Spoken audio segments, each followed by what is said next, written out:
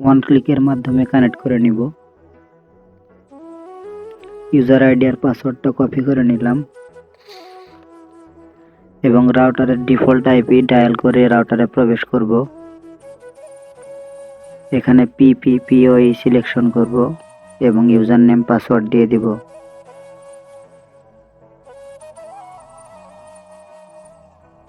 Next করলাম। এবারে রাউটারের নামকরণ করে নিন।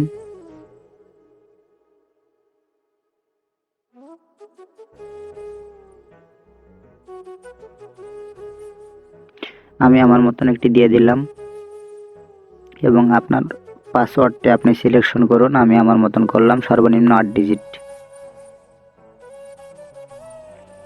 টার্মস কন্ডিশন এগ্রি করেন, সেভ।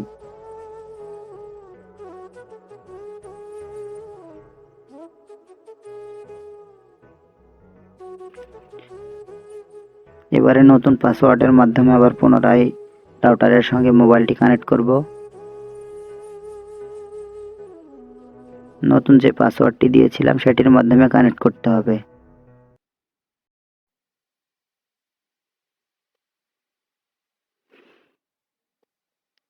এই যে দেখুন কানেক্ট হয়ে গেছে। এবারে আমরা ইন্টারনেট ব্যবহার করে দেখব।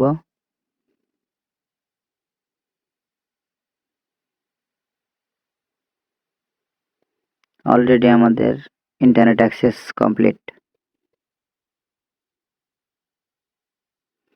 তো এইভাবে আপনি আপনার বাসার রাউটারটি রিসেট হয়ে গেলে কনফিগার করতে পারবেন কোম্পানির থেকে, আইএসপি ইন্টারনেট কোম্পানির থেকে ইউজার নেম এবং পাসওয়ার্ডের মাধ্যমে। ভিডিওটি ভালো লাগলে অবশ্যই একটি লাইক করুন এবং সাবস্ক্রাইব করে পাশেই থাকুন। ধন্যবাদ।